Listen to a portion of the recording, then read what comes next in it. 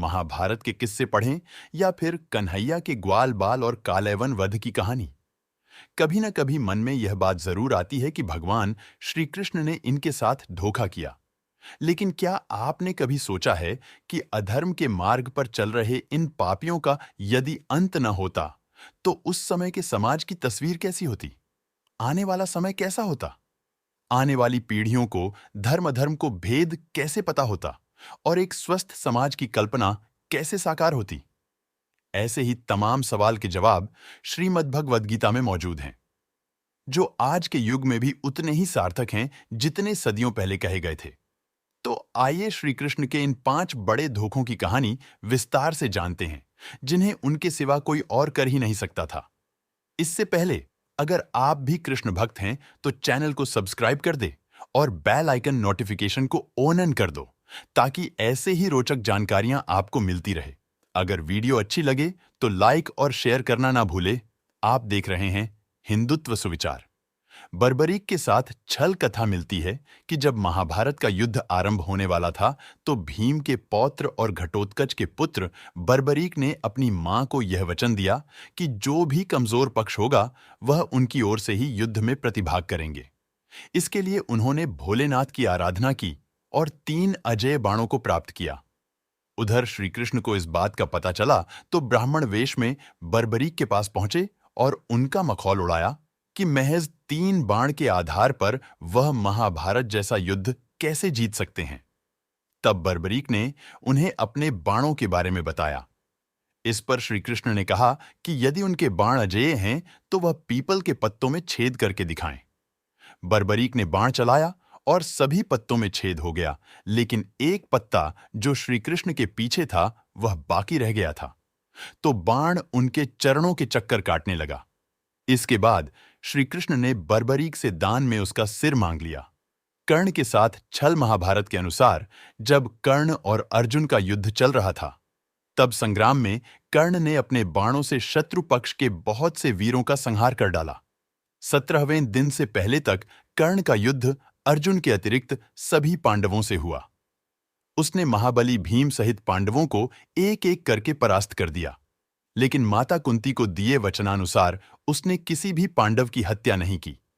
17वें दिन के युद्ध में जब कर्ण और अर्जुन आमने सामने थे, युद्ध में कर्ण द्वारा अर्जुन का सिर धड़ से अलग करने के लिए नागास्त्र का प्रयोग किया गया, लेकिन श्री कृष्ण द्वारा सही समय पर रथ को भूमि में थोड़ा सा ढंसा लिया गया। इससे अर्जुन बच गया। इससे नागास्त्र अर्जुन के सिर के ठीक ऊपर से उसके मुकुट को छेदता हुआ निकल गया। नागास्त्र पर उपस्थित अश्वसेना नाग ने कर्ण से निवेदन किया कि वह उस अस्त्र का दोबारा प्रयोग करें, ताकि इस बार वह अर्जुन के शरीर को बेधता हुआ निकल जाए। करते हुए उस अस्त्र, लेकिन कर्ण ने माता कुंती को दिए वचन का पालन पुनः प्रयोग से इनकार कर दिया। इसके बाद युद्ध चल ही रहा था कि कर्ण के रथ का एक पहिया धरती में धंस गया।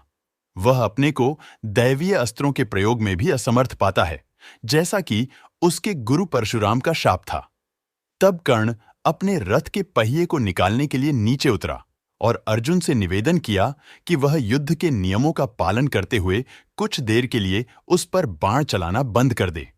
तब श्री कृष्ण अर्जुन से कहते हैं, कर्ण को कोई अधिकार नहीं है कि वह अब युद्ध नियमों और धर्म की बात करे, जबकि स्वयं उसने भी अभिमन्यु के वध के समय किसी भी युद्ध नियम और धर्म का पालन नहीं किया था। उन्होंने अर्जुन से कहा कि अभी कर्ण असहाय है, इसलिए उसका करें। तब अर्जुन ने एक दैवीय अस्त्र का उपयोग करते हुए कर्ण का सिर धड़ से अलग कर दिया। जयद्रथ के साथ छल सूर्यास्त से पहले जयद्रथ को मारने की अर्जुन की प्रतिज्ञा सुनकर जयद्रथ कांपने लगा। तब द्रोणाचार्य ने उसे आश्वासन दिया कि वे ऐसा व्यूह बनाएंगे कि अर्जुन उसे देख ही नहीं पाएगा। वे स्वयं अर्जुन से लड़ते रहेंगे तथा व्यूह के द्वार पर भी स्वयं ही रहेंगे। अगले दिन युद्ध शुरू हुआ। अर्जुन को जयद्रथ कहीं दिखाई नहीं दे रहे थे। उधर दिन बीतने लगा। धीरे धीरे अर्जुन की निराशा बढ़ती गई। यह देखकर श्री कृष्ण बोले, पार्थ समय बीत रहा है और कौरव सेना ने जयद्रथ को रक्षा कवच में घेर रखा है। अतः तुम शीघ्रता से कौरव सेना का संहार करते हुए अपने लक्ष्य की ओर बढ़ो। यह सुनकर अर्जुन आगे बढ़े, लेकिन जयद्रथ तक पहुंचना मुश्किल था। सूर्यास्त होने वाली थी। तब श्री कृष्ण ने अपनी माया फैला दी। इसके फलस्वरूप सूर्य बादलों में छिप गया और शाम का भ्रम उत्पन्न हो गया। शाम होते देख जयद्रथ और दुर्योधन प्रसन्नता से उछल पड़े। अर्जुन को आत्मदाह करते देखने के लिए जयद्रथ कौरव सेना के आगे आकर अट्टहास करने लगा। तभी जयद्रथ को देखकर श्री कृष्ण बोले, पार्थ, तुम्हारा शत्रु तुम्हारे सामने खड़ा है। उठाओ, अपना गांडीव और वध कर दो इसका। वह देखो, अभी सूर्यास्त नहीं हुआ है। यह कहकर उन्होंने अपनी माया समेट ली। देखते ही देखते सूर्य बादलों से निकल आया। सबकी दृष्टि आसमान की ओर उठ गई। सूर्य अभी भी चमक रहा था। तब अर्जुन ने अपना गांडीव उठा लिया और श्रीकृष्ण के कहे अनुसार जयद्रथ की गर्दन पर इस तरह वार किया कि उसका सिर उत्तर दिशा में 100 योजन की दूरी पर तप कर रहे उसके पिता की गोद में जाकर गिरा। जयद्रथ का पिता चौंक कर उठा तो उसकी गोद में से सिर जमीन पर गिर गया। सिर के जमीन पर गिरते ही उनके सिर के भी 100 टुकड़े हो गए। कालैवन के साथ छल पौराणिक कथाओं के अनुसार मगध के शासक जरासंध ने मथुरा पर हमला करा दिया। हमले के लिए जरासंध ने शिवजी से अजेय का वरदान प्राप्त कालैवन को भेजा। वरदान के कारण श्रीकृष्ण ने कालैवन को नहीं मारा। कालैवन से भयंकर युद्ध चल रहा था। युद्ध के दौरान वह रण छोड़कर ललितपुर के धौजरी के पास पर्वत पर स्थित एक गुफा में आकर छुप गए। गुफा में उस समय मुचुकुंद ऋषि तपस्या कर रहे थे। उन्हें वरदान था कि उनकी दृष्टि सबसे पहले जिस पर पड़ेगी वह भस्म हो जाएगा।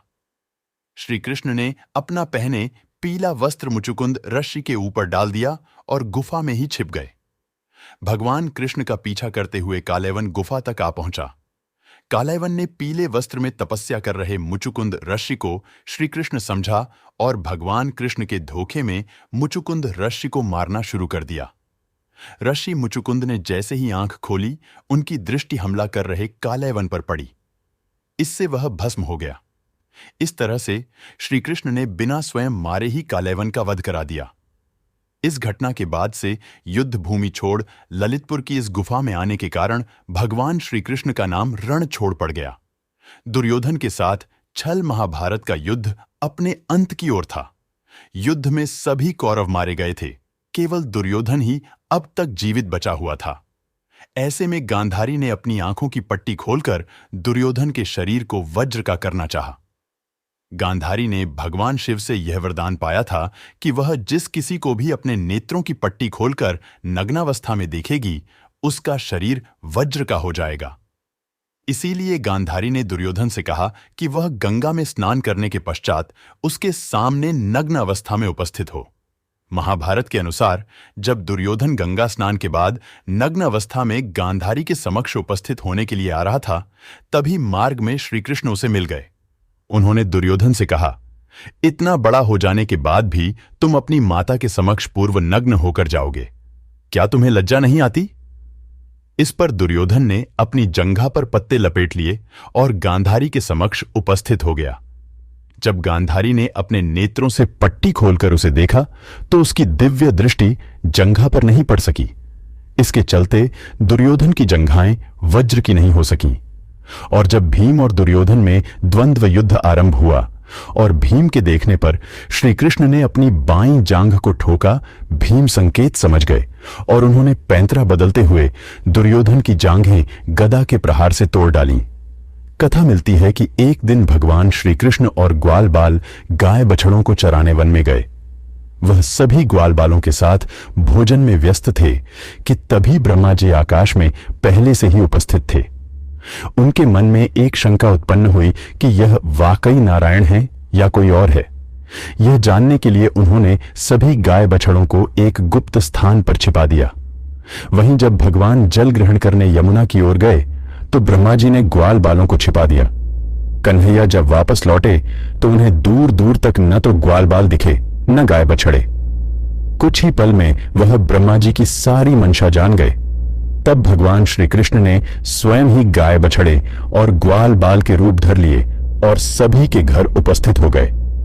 यह क्रम कई दिनों तक चलता रहा। तब ब्रह्मा जी ने सोचा कि ग्वाल बाल और गाय बछड़े इतने दिनों से गायब हैं, इनके परिवार वाले व्याकुल नहीं हुए। यह क्या है कि अब तक शांति है। तब ब्रह्मा जी ने देखा कि उन्होंने जिन ग्वाल बालों और गाय बछड़ों को छिपाया है वह तो श्री कृष्ण के भी पास है। तब उन्हें अपनी गलती का एहसास हुआ। वह समझ गए कि कन्हैया कोई और नहीं, स्वयं नारायण ही है। तब उन्होंने ब्रिज जाकर श्री कृष्ण से क्षमा याचना की। कन्हैया ने भी प्रसन्न होकर ब्रह्मा जी को अपने चतुर्भुज रूप के दर्शन कराए। तो यह थे श्री कृष्ण द्वारा किए गए छल। आपका इसके बारे में क्या रहा है, कमेंट में अवश्य बताएं। आज के वीडियो में बस इतना ही। जय श्री कृष्ण।